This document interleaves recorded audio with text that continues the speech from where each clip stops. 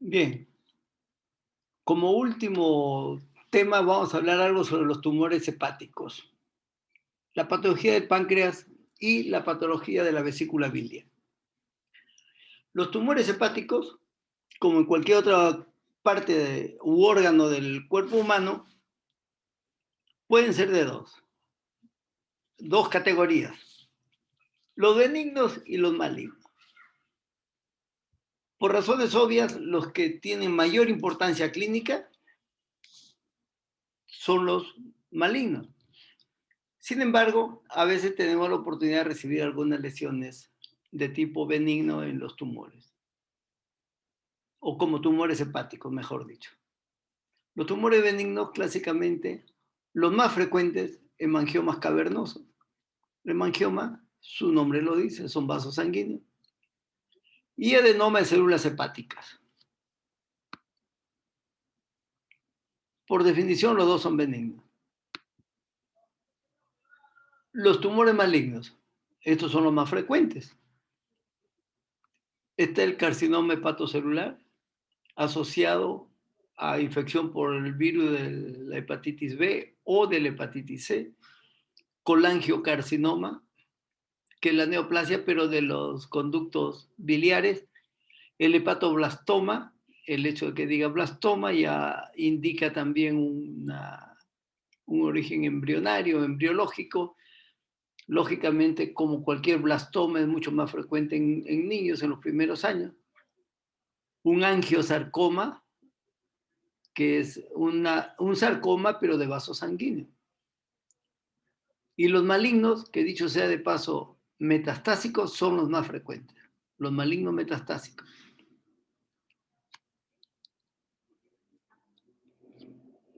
Un ejemplo de un adenoma hepático acá tiene un nódulo bien circunscrito, como si estuviera pegado o adherido, dirías, al hígado. Es un adenoma. De límites bien definidos, el parénquima muy parecido al hígado.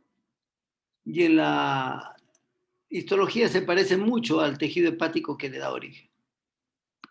Un hemangioma hepático, algo puede recordar por aquí en esta zona, en este extremo donde estamos pasando el puntero, el parénquima hepático. Pero esta zona de acá ya no. Había una serie de canales de diferente diámetro, diferente tamaño, algunos con luz mucho más amplia que otros un poquito más pequeños, y un tejido conectivo entre ellos, lógicamente, ¿no? Unos canales muy regulares, que es el aspecto típico de vaso sanguíneo, además por el contenido que tiene, como es muy evidente en este caso, es sangre,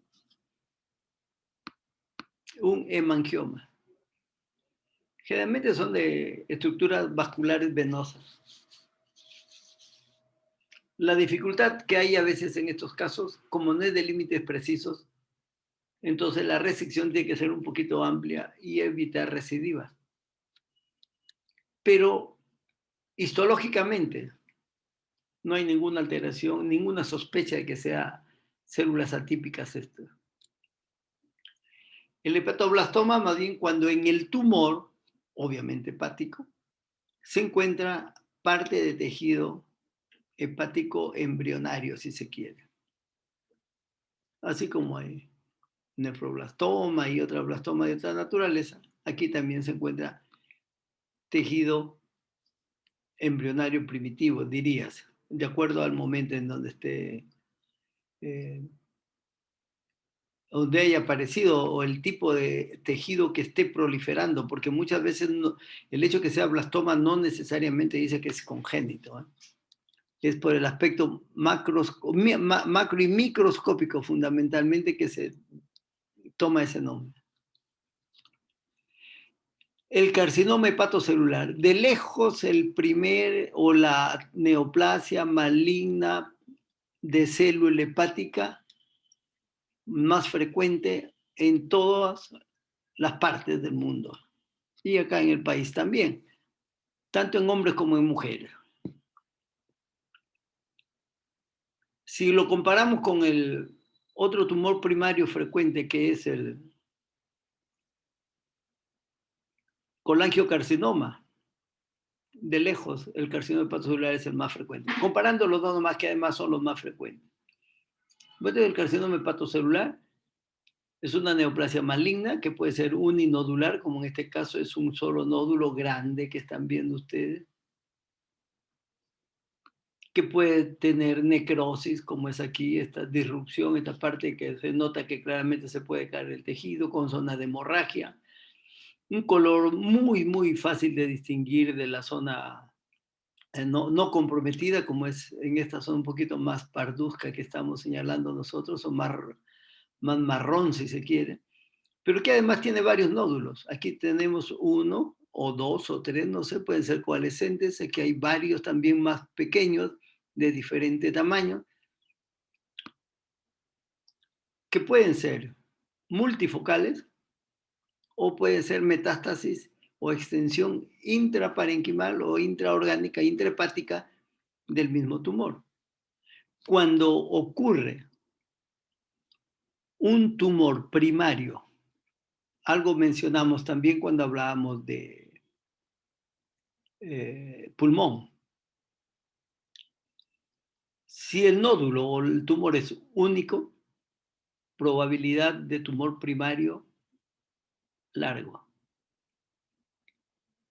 Perdón, sí, primario del sitio. En este caso será un hepatocarcinoma o un carcinoma hepatocelular y en el caso del pulmón será un carcinoma propio del pulmón. Cuando son múltiples los nódulos de diferente tamaño, tienen diferente grado de evolución y están dispersos de manera irregular en todo el órgano, la primera posibilidad es que sea metastásico.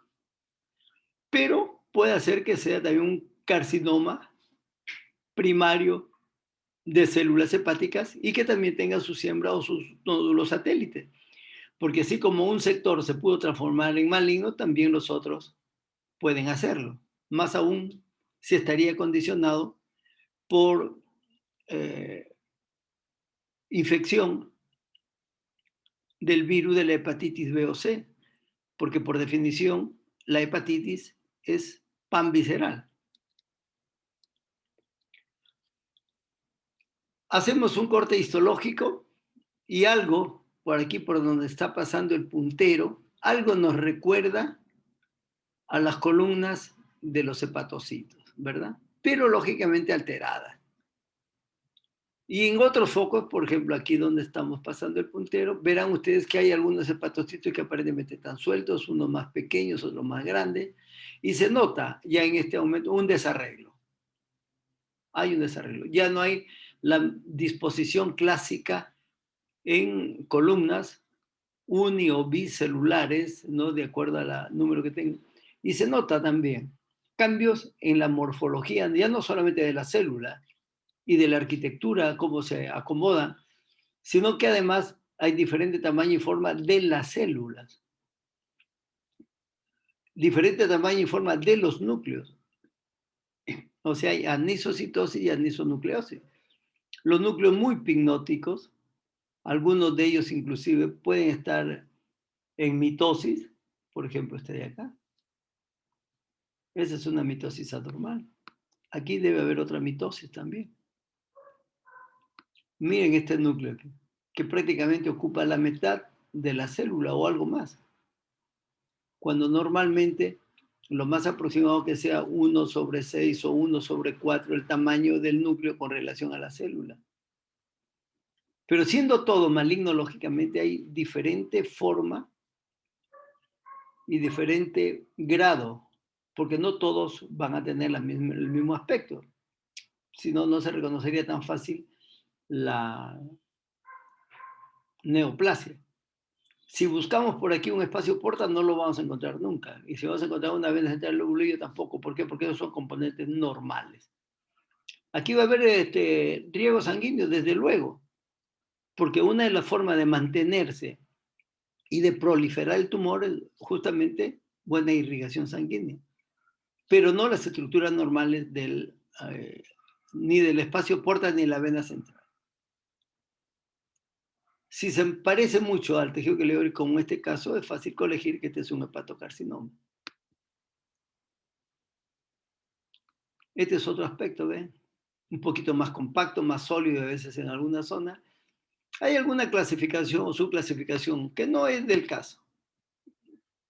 Déjenlo eso para los especialistas. Sin embargo, aquí se nota claramente unos espacios que pueden ser sinusoides. Cuando uno a veces tiene una dificultad en tratar de ubicar eso, busca que si lo hay es mucha ayuda, que entre el tejido proliferante, el tejido epitelial en este caso, encontramos estructuras sinusoidales, la posibilidad de que esto sea un hepatocarcinoma crece, lógicamente. Acá tenemos un límite bien definido. Este es el hígado normal, se nota claramente. No normal, diríase no neoplásico, porque aquí también hay colestasis. Ya estamos viendo aquí colestasis, este pigmento ocre que está dentro de las células hepáticas. Y esto es claramente distinto, ¿verdad? Prácticamente mitad derecha y mitad izquierda. Bien, para que se vea en una sola fotografía los dos aspectos de un hepatocarcinoma a la derecha y del hígado normal hacia la izquierda. No normal, insisto, no neoplásico.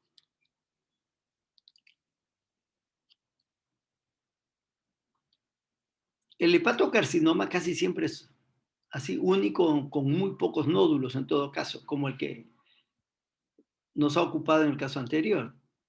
El colangiocarcinoma, dado que es neoplasia maligna de los colangiolos, bueno, pues puede ser mucho más difuso. Y esto es una exageración realmente, ¿no? ¿Puede tener esto así? Bueno, nosotros hemos visto alguna oportunidad de un tumor de hígado de un joven que venía de Guanta, 16 o 17 años, y para que tengan una idea, el hígado pesaba 5,5 kilos. ¿Cuánto tenía de tumor ese pobre hombre? 4 kilos, solo en el hígado.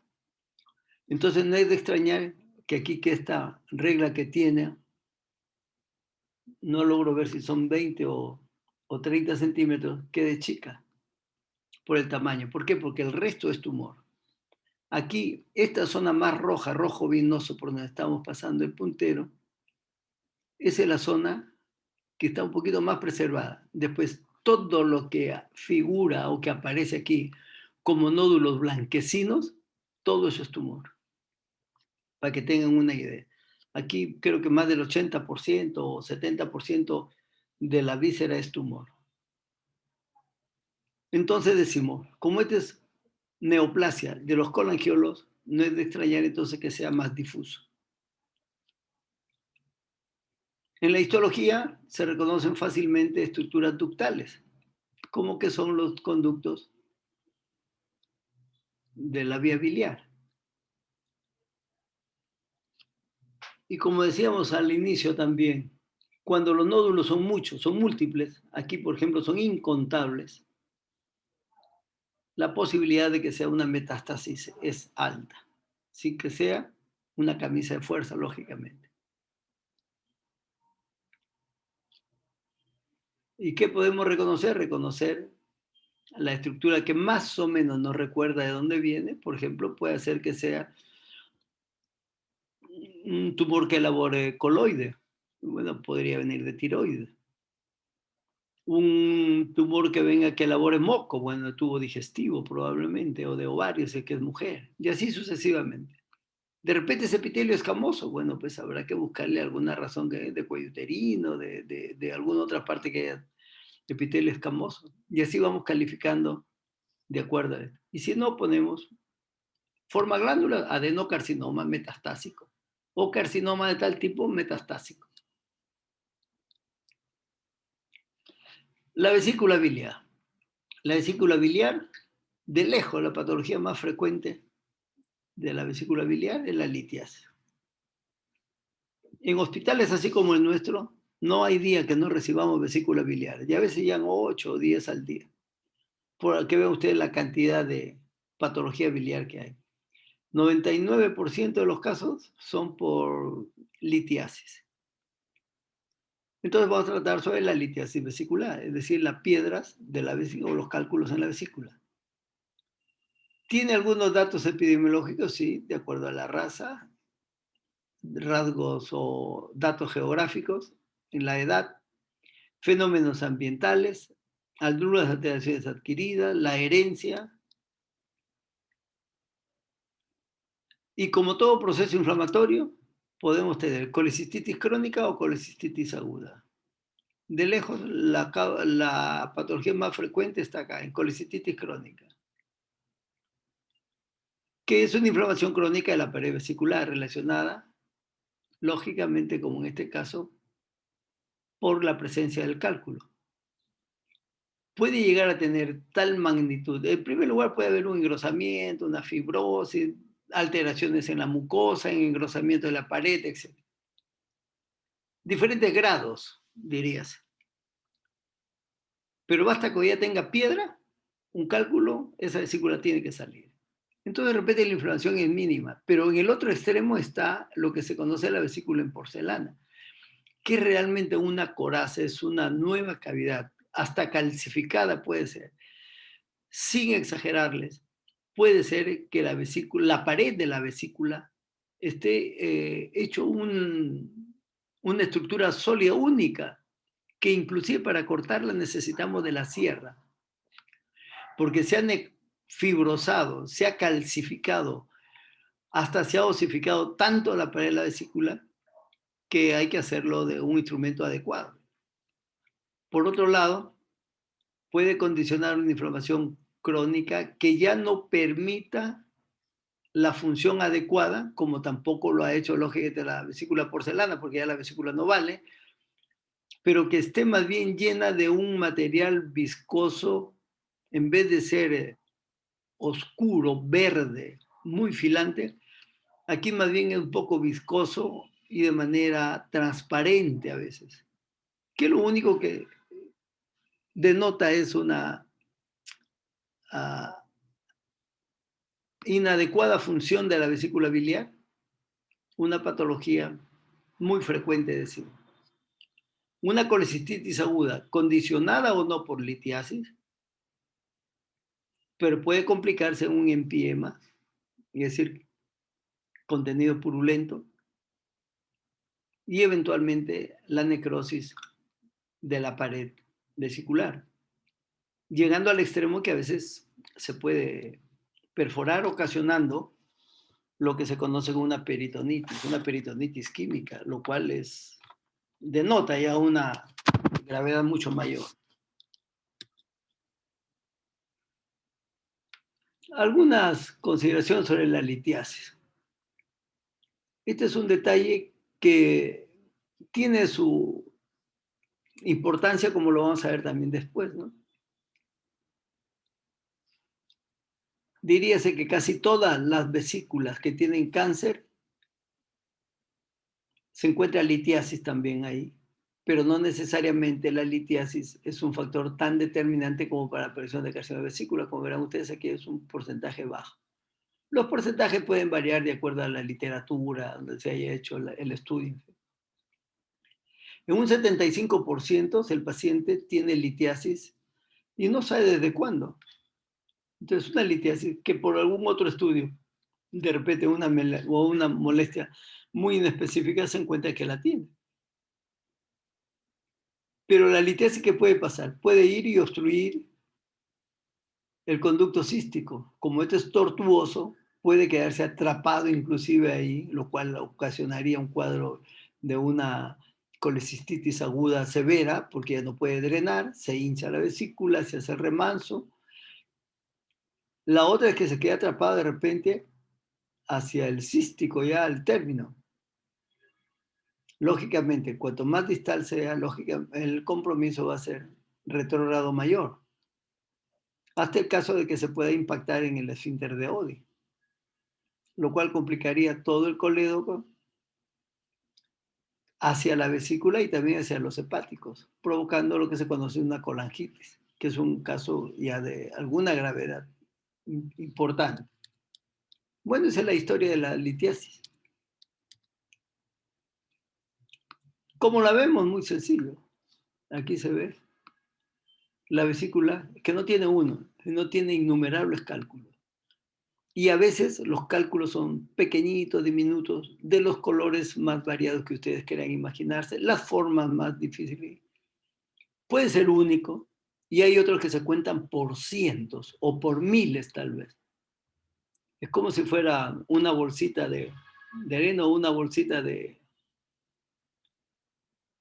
chía, porque son a veces negritos los, es decir, o como quinoa, cálculos diminutos. Otros más grandes, lógicamente estos jamás van a pasar a través del cístico. Entonces, el que se quede aquí permanentemente en la vesícula, como cuerpo extraño que es, va a ocasionar agresión a la mucosa.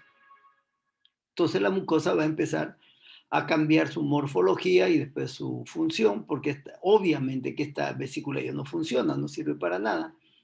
Y la irritación constante puede ser que se condicione, como le repito, un caso extremo, que sea para la vesícula en porcelana, o sencillamente un engrosamiento de la vesícula, y que irremediablemente tiene que terminar en la colecistectomía. Acá tenemos otro caso, miren ustedes. Es casi imposible contarlo, porque tiene un material o bilis bien densa, todavía filante, que hay que lavarla bien y hay que contarla. Este es como una bolsita de arena.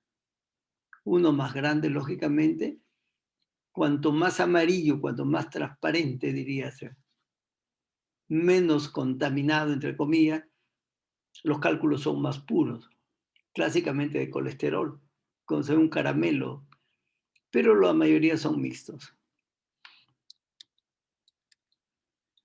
La mucosa de la vesícula biliar puede ser asiento también de lesiones neoplásicas, tanto benignas como malignas. De lejos los pólipos y los adenomas son los más frecuentes. Los pólipos son los principales. Y la parte maligna dada por el adenocarcinoma, que puede ser infiltrante, es decir, crece hacia la pared de la vesícula, y otras veces es más bien exofítico, creciendo como coliflor, como si fuera un arbolito o una forma arborescente hacia la luz de la vesícula. Acá tienen un pólipo, que si ustedes ven ahí, no hay uno, hay una infinidad de punteado amarillento por aquí, de lo que se conoce la famosa colesterolosis.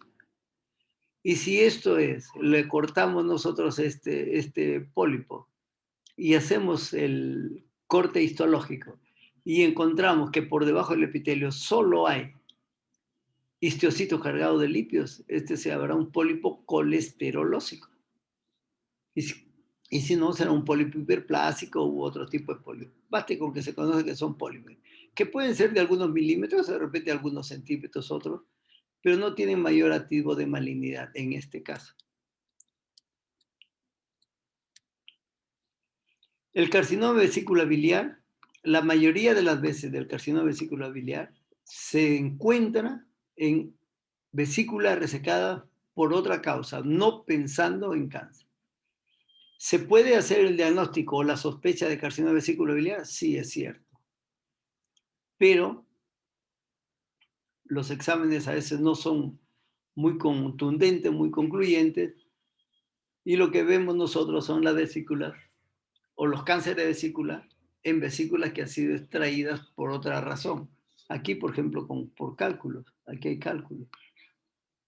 Pero la mayor parte del contenido de la vesícula por donde estamos pasando el puntero es un tejido, como verán ustedes, blanquecino, con zonas de hemorragia amplias, y aquí se ve un nódulo claramente adherido también a la pared. Ha crecido hacia la luz.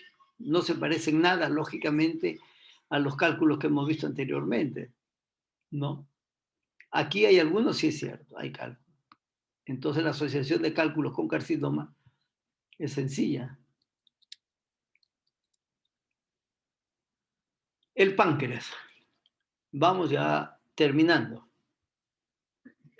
La pancreatitis aguda es quizá la representación de la inflamación del páncreas más frecuente, para no hablar de pancreatitis crónica. La etiología que produzca una irritación, una inflamación al páncreas son metabólicos, son de tipo metabólico Entre ellos no es de extrañar que sea el alcohol el principal causante, una hipercalcemia y otro tipo, mecanismo, litiasis, vamos a verlo ahora en un esquema. ¿Se acuerdan cuando estábamos en el colédoco, se obstruye el colédoco o el fíter de Oddi, se dilata todo el colédoco, se puede ir hacia la vesícula o hacia los hepáticos, pero también se puede ir hacia el Wilson o hacia el hepático o hacia los conductos pancreáticos. Y la misma fisiopatogenia para que se produzca una colangitis es para que se produzca una pancreatitis. Los traumas, especialmente en esta época, en estas latitudes, donde hay tanto accidente de tránsito, también está relacionado con el fenómeno de pancreatitis aguda, alguna iatrogenia, sin comentarios, vasculares, estadios de shock, por cualquier causa, una panarteritis nodosa, es decir, una enfermedad sistémica, trombosis por alguna otra razón, infecciosos virales, por ejemplo, el de la parotiditis, que por fortuna ya no lo vemos mucho. El páncreas es de un color pálido amarillento. Cuando se produce la necrosis del tejido pancreático, del tejido adiposo que rodea el páncreas, por extravasación del jugo pancreático, se produce estas zonas donde está pasando el puntero, que si ustedes verán, no son tan circunscritas ni tampoco tienen la misma forma. Algunas tienen una forma geográfica, por ejemplo, otras un poquito más amplias, otras diminutas, puntiformes, pero son blanco-amarillentas, muy típicas. Esto es una expresión macroscópica de la esteatonecrosis. Y la esteatonecrosis relacionada directamente con pancreatitis aguda. Este es un caso extremo. De esto tenemos hasta 2 o 3 casos tal vez ahí en nuestro museo. Aunque parezca mentira, este es un páncreas. ¿Qué queda de páncreas aquí? Prácticamente nada, porque además del color que tiene, rojo negruzco o más negro si se quiere, aquí algo que queda. Hicimos un corte aquí para medio disimular que, claro, una cosa es verlo directamente y otra cosa en la fotografía, esto lo se conoce una pancreatitis necrohemorrágica. Imagínense ustedes la severidad del cuadro, que se ha necrosado prácticamente todo el páncreas, y obviamente no va a estar lesionado solamente el páncreas en este momento, todo el tejido periférico por ahí tiene que tener una peritonitis y demás. Es un estadio muy grave, de extrema gravedad tal vez. El páncreas, ¿cómo se ve? Como si fuera un relleno, un amasijo medio de sangre por ahí que no se reconoce bien el parénquima pancreático. En la histología que vemos, la clásica necrosis grasa enzimática o esteatonecrosis, que no es del caso discutirlo, pero es esta zona. Estas son células adiposas o tejido adiposo que todavía no está comprometido, que normalmente ustedes saben cuando se ve en la histología se ve como espacios claros, vacíos, pero esta ya está ocupada por otra. Y es que la extravasación del jugo pancreático ha tenido su acción sobre los lípidos, formando otra especie de jabones con depósitos de calcio y otros fenómenos. Entonces ya no es soluble a los baños de alcohol, como ocurre con los otros. Lógicamente que si hay agresión, aquí tenemos parénquima pancreático, como verán ustedes aquí, se nota. Y esta es la interfaz, este es el tejido adiposo, también con amplia zona de hemorragia, como acá. Y tenemos dentro del páncreas mismo, aquí está la vecindad, este es el tejido adiposo pegado. Sin embargo, toda esta franja que estamos viendo aquí ya no tiene la misma estructura, la misma disposición acinar que tiene acá, lógicamente porque se ha necrosado y como tejido necrótico ya no tiene estructura definida. Si hay necrosis, obviamente, no solamente hay la esteatonecrosis que te cae, tiene que haber un infiltrado inflamatorio agudo característico. La pancreatitis crónica, o es una inflamación crónica, está relacionada más directamente con el alcoholismo crónico. La noxa le produce una inflamación crónica al páncreas con todas las características del proceso inflamatorio crónico, es decir, aumento de fibrosis, consistencia, deformación del órgano de repente. Y en la histología también se hace muy fácil la identificación con zona de tejido fibroso, con cicatrización y demás. Neoplasia del páncreas. Neoplasias. Algunas son de tipo quístico, entonces tenemos quiste de tipo seroso, mucinoso, un tumor sólido pseudopapilar, que así se conoce, o tumor de Franz. Esos son los benignos. Los malignos, de lejos, miren ustedes, los carcinomas los más frecuentes. Por lo tanto, si se piensa que es un carcinoma de páncreas, una lesión neoplásica de páncreas, estamos en 60 o 60 y tantos por ciento de certeza que hay.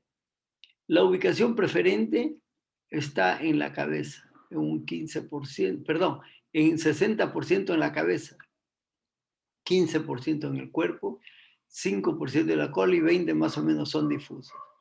De lejos entonces, los carcinomas y que estén en la cabeza del páncreas son las neoplasias malignas epiteliales primarias del páncreas más frecuentes. Si es carcinoma, es de origen epitelial.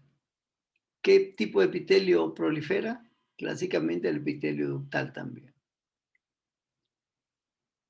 El páncreas tiene las neoplasias malignas del páncreas tienen una particularidad, así como ocurre también con la neoplasia maligna de mama, producen una gran fibrosis que se conoce y que le da una contextura muy dura, si se quiere, cuando uno palpa la víscera o el, o el tumor o el órgano en este caso, ¿no? Este es un segmento de páncreas que tiene no una, sino múltiples cavidades quísticas, algunas evacuadas, en otro algo puede reconocerse, un material medio filante, brillante quizá. Y el carcinoma de cabeza de páncreas, como les decía, aquí está la cabeza del páncreas, más del 60, 60 y tantos por ciento de lesiones neoplásicas malignas primarias de páncreas ubicadas en la cabeza. Y de ahí viene también su debut clínico. ¿Qué pasa a través de la cabeza del páncreas? El colédoco, la vía biliar, lógicamente, y después el drenaje también del páncreas por ahí. Entonces, no hay que extrañar que el paciente debute con una ictericia obstructiva a nivel del colédoco, de la vía biliar terminal. Se hace el estudio y no es cálculo, no es lesión de vía biliar y es un carcinoma del páncreas. Desgraciadamente, es un signo tardío de una neoplasia maligna de páncreas.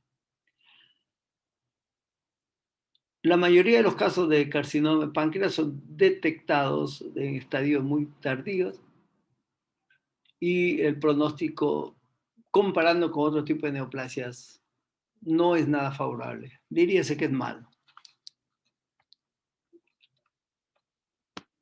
Muchísimas gracias.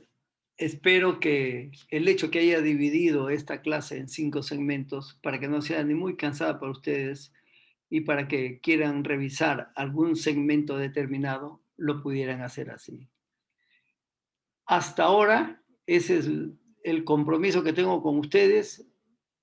Voy preparando lo que me toca, creo ya, para la última clase con ustedes, creo que es la patología del sistema nervioso central.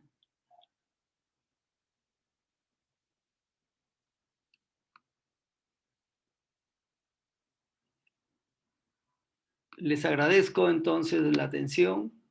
Espero que tengan la posibilidad de examinarlo. No se olviden que las preguntas, por lo menos el que habla, siempre para evitar inconvenientes, debo tener una referencia bibliográfica y la referencia bibliográfica está en el ROMIS, que es el libro de texto básico. para evitar inconvenientes y que haya reclamo después que esta parte no la hizo, que no está claro, en fin. No, ya yo sé lo que he alcanzado, lo sé que hasta dónde he llegado en la clase teórica, y para hacerle las preguntas, de todas maneras yo me baso en el Robbins. Así que tiene que consultar su texto también. Felicidades, muchachos.